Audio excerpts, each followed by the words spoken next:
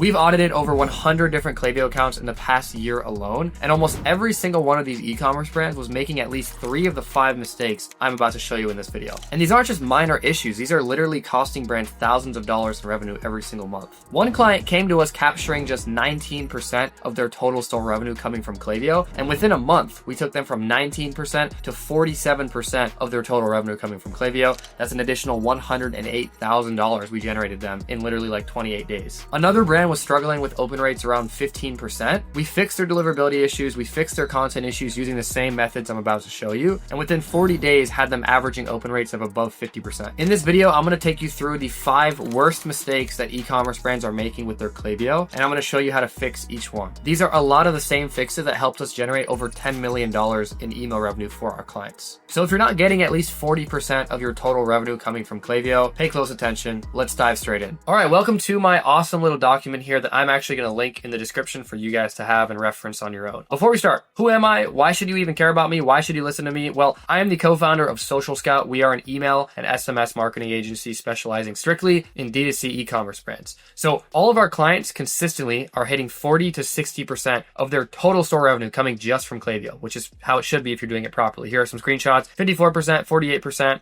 47%, 45%, the list goes on. That's a little bit about me, but again, I'll link this all in the description. So last thing I'll say, if you're not already on my newsletter, it's totally free. I give out pretty much 2 to 3 times per week email strategies, email advice, email tips that I use with my clients on a daily basis. If you're not already in there, don't know what you're doing, it's free stuff and it'll make you a lot of money. So to get into it, the first mistake I always see brands making, it's a very detrimental one, I wanted to start with this one, is called double opt-in, also known as confirm your subscription. So if you're watching this video, go make sure and you have this turned off. Basically what this is, when someone signs up for your list, using your sign up form, typically what's supposed to happen is that person is supposed to immediately get sent the first welcome email. Now, in this case, when you're running double opt-in, they're not going to get sent that email. They're going to actually get sent this email right here is an example of it, where it basically asks that person to confirm their subscription, basically asks them to subscribe a second time. And if this person, this subscriber, doesn't click, yes, I want to subscribe a second time, they'll never be added to your list and you will not be allowed to email them, and you just lost that profile. And there's a million reasons why people would forget,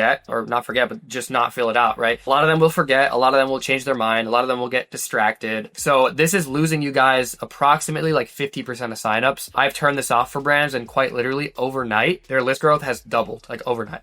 So it's a huge one. Obviously, we all know why list growth is really important. The more profiles on our list, the more revenue we'll make. Obviously, you want that submission rate on your form to be as big as possible, right? Because that just means more profiles flowing through your welcome flow. So definitely turn this off immediately. It's like butchering your submission rates, butchering your list growth. Let me show you how to turn it off right now. All right, so I'm in like a dummy account here, but what you're gonna do is you're gonna go to lists and segments. You're gonna find your main list. So like your master list that everybody gets added to after they sign up. Okay, you're gonna go to it. Let's just say it was this one. Now you're gonna go over to settings, and then you are going to go to consent. Now scroll all the way down, and what you'll see here is 2 boxes, double opt-in and single opt-in. If you have double opt-in checked, please uncheck it and click single opt-in. Klaviyo is really annoying. I don't know why they say recommended. They just have double opt-in like on by default. So just make sure to turn it off, because you want people, as soon as they sign up, to just immediately get sent that first welcome email. You don't want to interrupt them. You don't want to add more friction in the process. You want to make things as seamless as possible, right? So definitely turn this off immediately if you're running it. And everybody go check, because you might not know. All right, so the second mistake I see a lot of brands making when I do audits is that they're actually missing the added to cart trigger in their account. So what will happen is I'll do an audit, I'll go to flows, and I'll see that they have a flow set up called abandoned cart reminder or add to cart reminder, right? So they think it's an abandoned cart flow, but come to find out, I actually dig in and I look at it, and the trigger, as you can see here, here's an example, is actually a checkout started flow. It's not an abandoned cart flow. And the reason this happens, it's a common mistake, I see it all the time, is because Klaviyo actually doesn't have the added to cart trigger installed by default. You actually need to install that manually. And if you don't do that, when you go to create an abandoned cart flow, using like their default flow builder, like their template, a lot of brand owners will click that and they'll be like, oh, I have an abandoned cart, right? Like, why would Klaviyo lie to me? When it come to find out, it's actually not, and it'll actually make it like this. Okay, so if this is the case and you actually,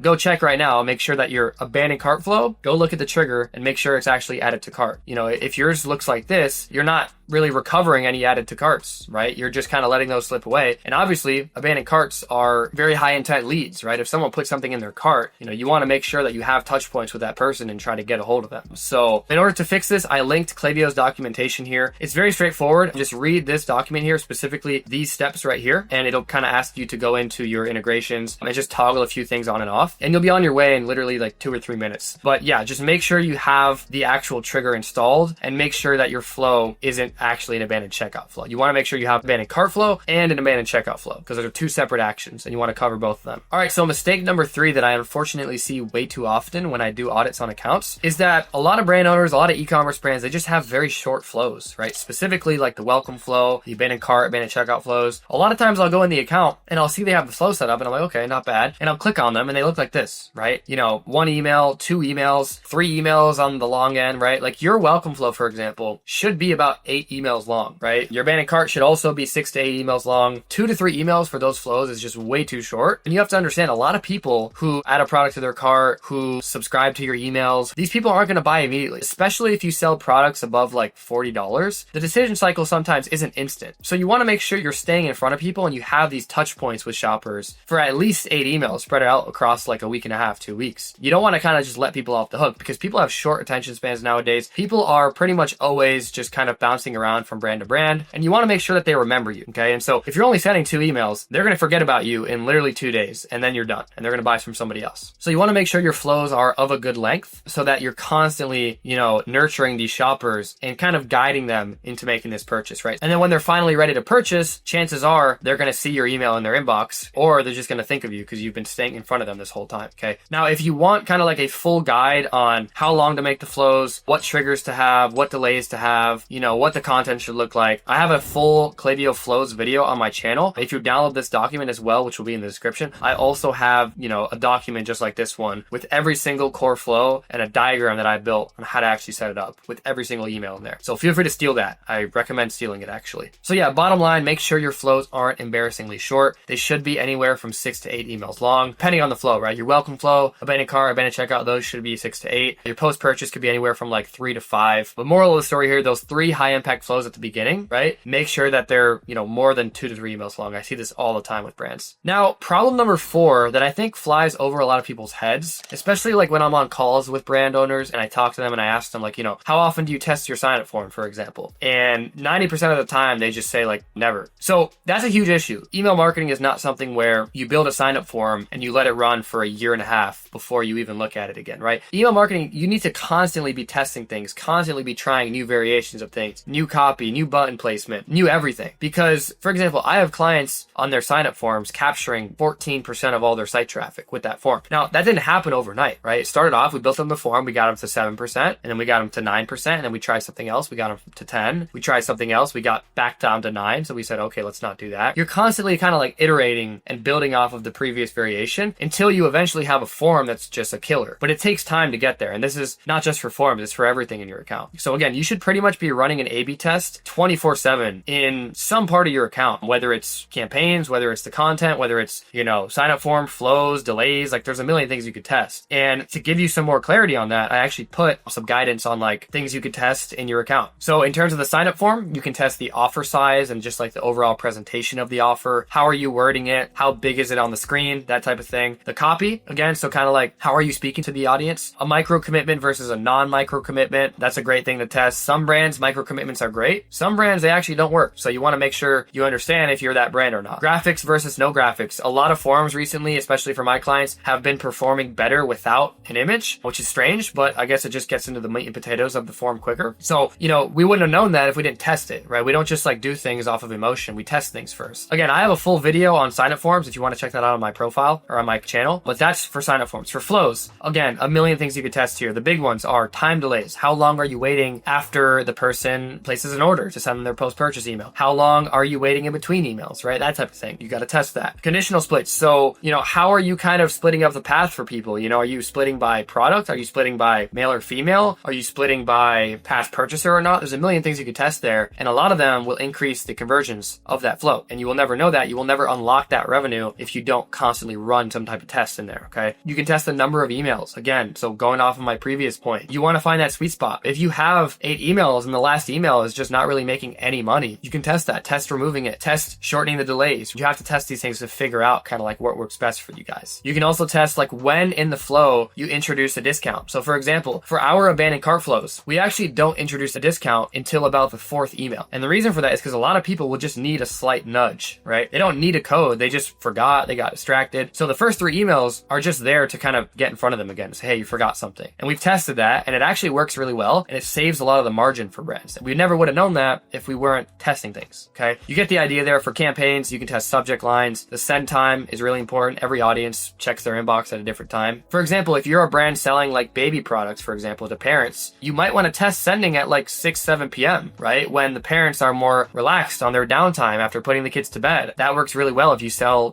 things for toddlers, things for infants. That stuff works. You have to test that. You can test text-based versus graphic-based emails. CTA placement. Where exactly is your call to action? Is it super high up? Is it in the middle? Is it towards the end? You can test how all of that stuff affects conversions. So yeah, that's number 4, is just testing in general. You want to make sure that you have a good grip on what's working, what's not, and your account is like slowly inching forward 24/7. You don't want to have things be stagnant. And number 5, this is a huge mistake I see, sending to your entire email list. Okay, so if you're watching this and you are just blasting campaigns out to, again, like your entire newsletter, you want to stop that ASAP, right? You should pretty much never send to your entire newsletter. It just kills your deliverability. Inbox providers will see those low open rates because, again, not all those people that you're sending to are going to be engaged, right? So what will happen inevitably is your open rate is going to go down, right? Because a lot of people aren't going to open the email. And then inbox providers like Gmail, Outlook, Yahoo, Google, they're going to see that stuff. They're going to see those low open rates and they're going to put you in the spam folder eventually. So you want to avoid that. You want to only send to engaged profiles on your list, and you need to regularly clean your list to avoid paying for dead profiles, okay? So if you're not regularly cleaning your list, you don't know which profiles are active, which are engaged, which are unengaged, and you won't really know and have a good grip on, the health of your list. So let me jump into Klaviyo real quick and show you just very briefly how to set up an engaged segment of profiles that you can send to. All right, so I'm in Klaviyo here. I've blurred out obviously this client's